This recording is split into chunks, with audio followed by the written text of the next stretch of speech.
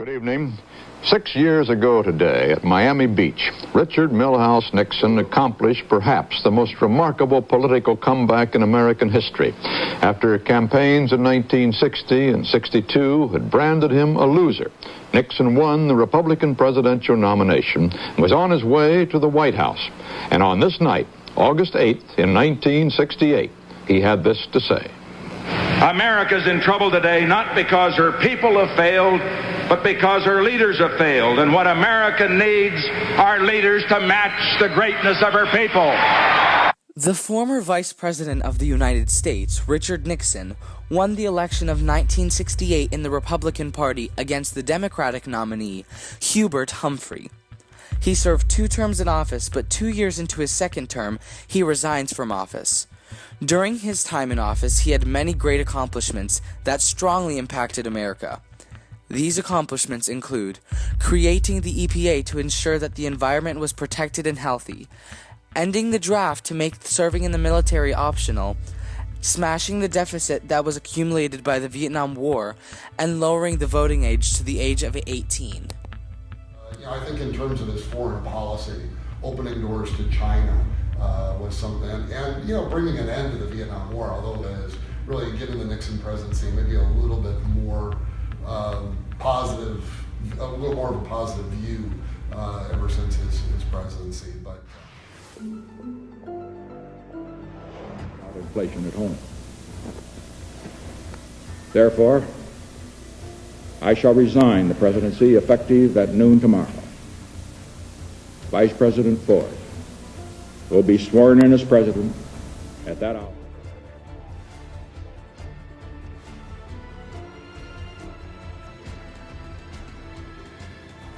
During this time in America, with the current assassination of 2 political leaders, John F. Kennedy and Martin Luther King Jr., America was in need of a strong leader to help them get through these difficult times.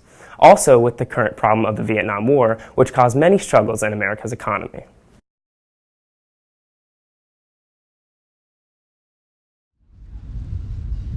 You, Richard Milhous Nixon, do solemnly swear.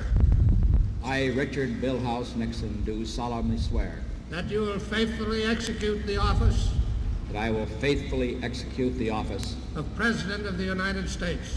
Of President of the United States. Preserve, protect, and defend. The Constitution of the United States. The Constitution of the United States. So help you God. So help me God.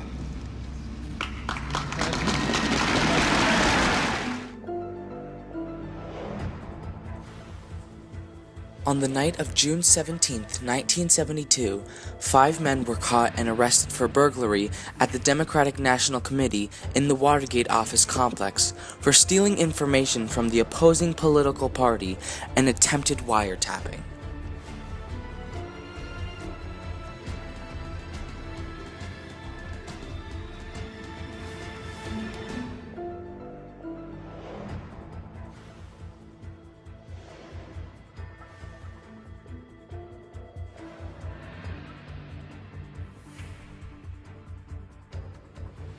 People became suspicious of President Nixon after the Washington Post published a story by Carl Bernstein and Bob Woodward stating that the FBI thought that supporters of President Nixon were involved in the break-in.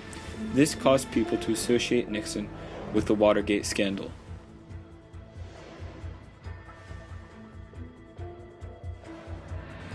With the new controversy over Nixon's possible involvement, Congress becomes very concerned.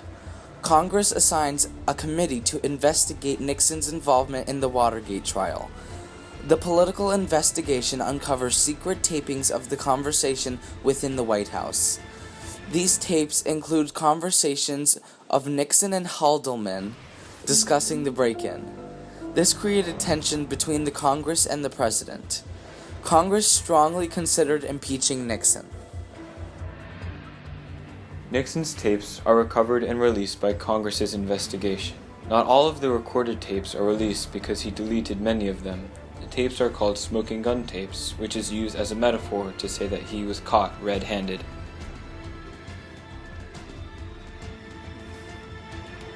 The investigation, the Democratic break-in thing, we're back in the problem the FBI is not under control because Gray doesn't exactly know how to control it. And their investigation is now leading into some productive areas. Just 18 months into his second term, President Nixon resigns from office. After facing possible impeachment, Vice President Ford steps up to take office as President of the United States. Richard Nixon goes down in history as the first and only president to have resigned from the presidential office. Do you think that Nixon should have resigned from the presidency? He should have. I mean, because it allowed for the country to heal, I think, a lot more quickly. As Gerald Ford said, our long national nightmare is over. And I think, it was clear after the Nixon tapes had come out and he had been definitely covering up and knew what had happened with Watergate and was part of the cover-up, or at least knew about it. And also the fact that many of or at least several minutes of the Nixon tapes had been erased. The Congress or the House of Representatives was ready to pass articles of impeachment, and it wouldn't have looked good for him. If there had been a trial, he probably would have been removed from office. So I think the resignation at least helped the healing process to get on a little bit more quickly. Gerald Ford was seen as a unifying figure. Many people lost respect for Nixon as a political leader. His actions caused people to be less trusting of those in leadership positions. These political cartoons depict most of the public's attitude towards the scandal. Although most were disheartened to hear that he was part of the scandal, some did not change their opinion about him. So it really affected a lot of Americans. Oh, absolutely, it really did. I think, I think the legacy of Watergate is still with us today. And I think in terms of the media, too, Watergate still has a legacy, because I think ever since Woodward and Bernstein did their work with Washington Post and bringing out the details of the scandal, I think the media really ever since has wanted to have that big gotcha moment, if you will, on a president, and has been very adversarial in a lot of cases to presidents, like between the media and Donald Trump. I think a lot of it can be traced back to the Watergate era, I think. Many of Nixon's supporters and colleagues changed their opinion of him after the Watergate scandal arose. Many agreed it was a terrible tragedy, like Leon Jaworski said. From Watergate, we learned what generations before us have known. Our Constitution works, and during the Watergate years, it was interpreted again, so as to reaffirm that no one, absolutely no one, is above the law.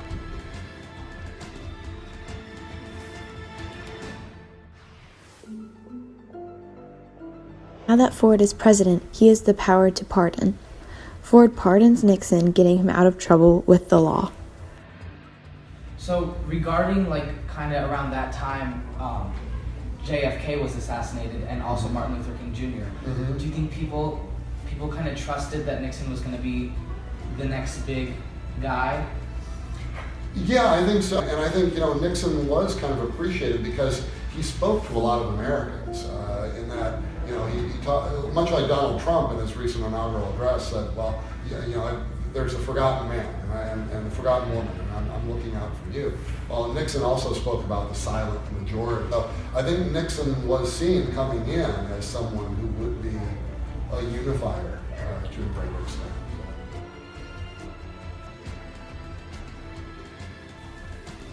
The American citizens were looking for a political leader to whom they could trust and restore the broken economy. At this particular time in history, the people of America were astounded that President Nixon was involved in the Watergate scandal. As a result of Nixon's involvement in the scandal, he resigned and was further pardoned by President Ford. President Ford's pardoning of Nixon relieved him from being incarcerated. This caused many of the American people to be less trusting of political leaders in the future.